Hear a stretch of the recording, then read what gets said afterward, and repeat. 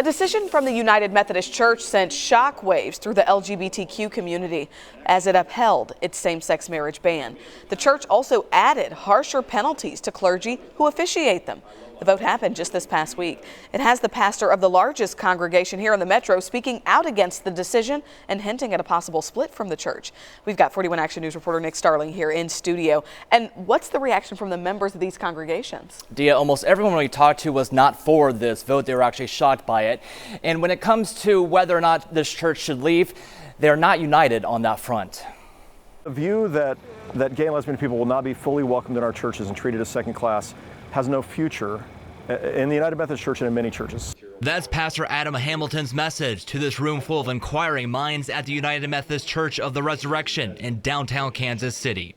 This is the first gathering since the 53-47% vote that banned same-sex marriage in the church. I was working against the policy that I felt like was a regressive policy. The vote also puts in new rules for punishment, including a financial penalty and excommunication from the church for those who violate the policy.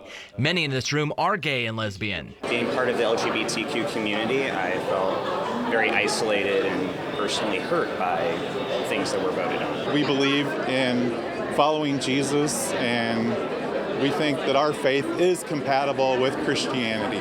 Why the vote happened this way, Hamilton describes, is because the growing areas of the church, like in Africa, are far more conservative than here in the U.S., where church attendance is dropping. So he's weighing his options. One could be to separate from the church. I think it's more possible than I ever imagined that there would be a split. I have literally hundreds, maybe thousands of text messages, tweets, others from folks in other churches across the country saying, we've got to do something different. This is not okay. It's a decision weighing heavy on his congregation, too. I feel like conservatives have a place in the church, too, so I don't feel like division is what we need. It would be kind of like a divorce.